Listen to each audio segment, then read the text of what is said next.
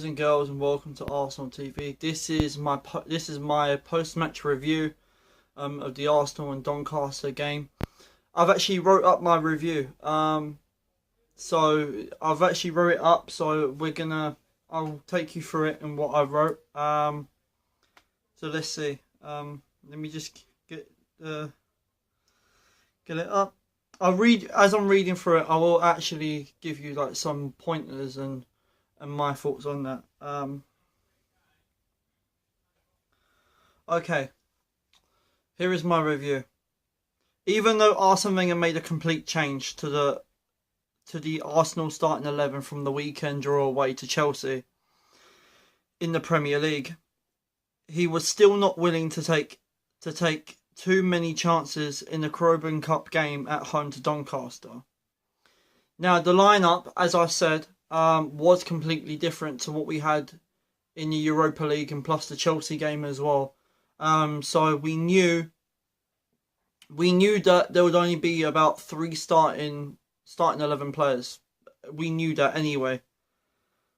So the visitors were facing the strong Gunners side, including Walcott, Giroud, Alexis Sanchez up front. That was the lineup. We had Walcott, Giroud, and Alexis. Those were the 3 main players from the starting 11 that was actually playing in this game. I was quite surprised, to be quite honest. So the boss will have been a bit disappointed to hear the half-time whistle go, with Arsenal only having scored the 1 goal. Now, the 1 goal was from Theo Walcott.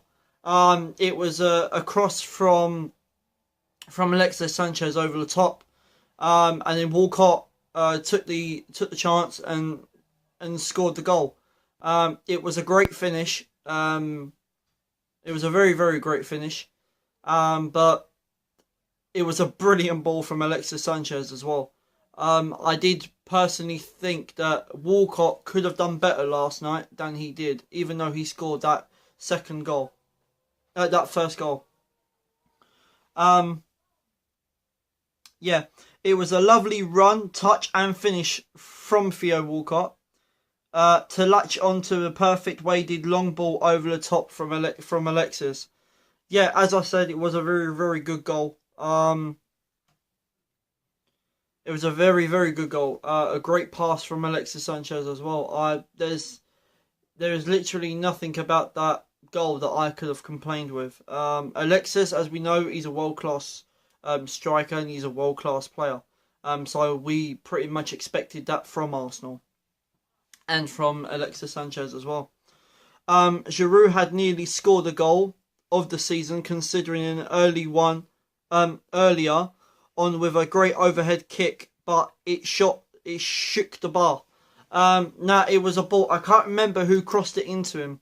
But he had the ball, and as he took the ball, he overhead kicked it, done a bicycle kick, took it, and it just hit the bar. He was very, very close to scoring, and to get his 100th goal of the season for Arsenal. As we know that Olivier Giroud is still trying to get his 100th goal for Arsenal. I'm very surprised that Olivier Giroud hasn't got it yet. But I do think that Olivier Giroud is still suitable as a substituted player or a plan B. Still, I don't think he should be on the starting 11 straight away as I think at the moment. So I'm going to go with that, and that's personally what I think anyway.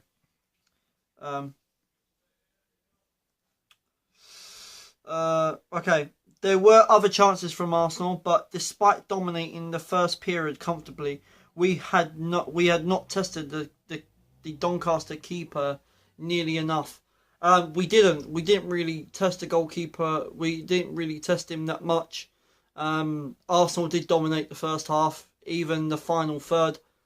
We dominated their first half. I believe it was between 50 to 60% possession that we had over Doncaster. I did think that, and obviously that's when the half time came. just after that. I do think that Arsenal did dominate the game, the first part of it, and I do think that Olivier Giroud. I don't know. I don't know if he's going to play for the next game, which is going to be obviously West Brom at the week on Monday. But that was the first half anyway. Winning at half time. Then we came out for the second half. Callum Chambers got taken off. Fuck knows why. It could be another injury. I don't know what it was, why he got taken off. So I'm going to get into the next part of my review now.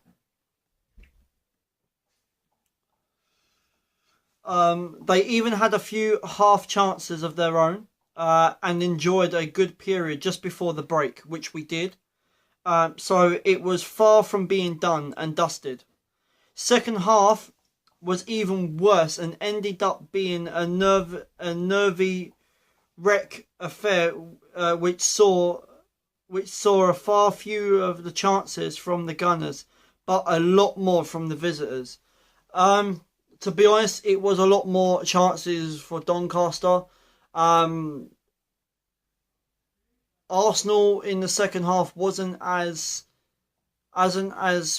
their movement wasn't as quick. I thought Arsenal was pretty poor in the second half. To be honest, I thought we was poor in the second half. The movement of the ball wasn't really that great. We kept going middle, left, right. Same old shit every time. Arsenal did have a few chances that we should have scored.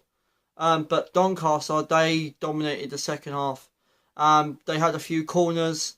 Their link-up play was pretty well. And to be honest, in the second half, I was thinking, who the hell is a League One team here?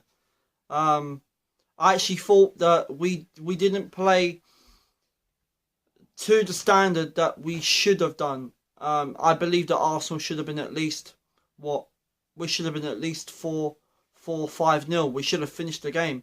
But that's pretty much how it happened, guys. I'm gonna give you that final bit of my review.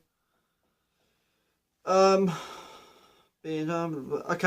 Towards the end, it needed a last ditch block from Mertesacker.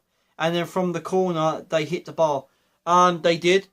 Doncaster took the header and they struck the bar, which I was very, very shocked at. To be fair to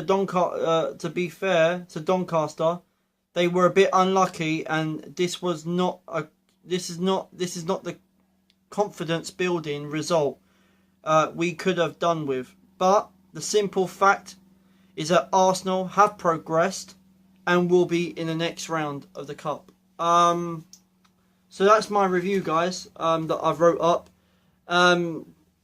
I do feel that this is not the confidence that Arsenal really needed to go into the West Brom game. I do think that Arsenal needs now to go and get the 3 points at West Brom. You will see my lineup, my predicted 1-11 and my predicted score. I do think that the West Brom game, the lineup is going to be completely different. You probably might see one or two players from the cup game that could be in that squad. I don't know. It depends on. It's pretty much down to Arsene Wenger on what lineup he goes with.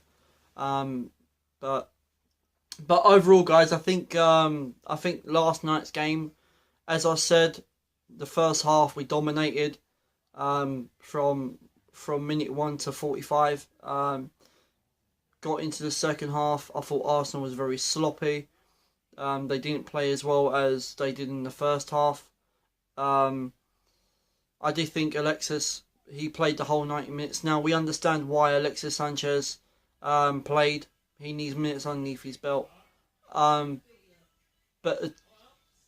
the two players that I think from that squad that should go into the starting, or one player even, that I think should go into the starting 11 should be Jack Wilshere, because he's very creative. And I think that's what Arsenal needs. Who would I drop for Jack Wilshere? I would probably at this point in time, I would drop Ramsey at this particular point. But guys, there is my preview. There is my review. I hope you did enjoy this video. Thank you to the support on my other video that I put up only a day ago. It's got 309 views. Thank you very much for your support, and please do keep on supporting my channel, and I will definitely support yours if you're subscribed to me. So on Sunday, you will see my predicted 1 to 11 and my preview for the West Brom game. So guys, you've been watching Arsenal TV, and I'm out of here.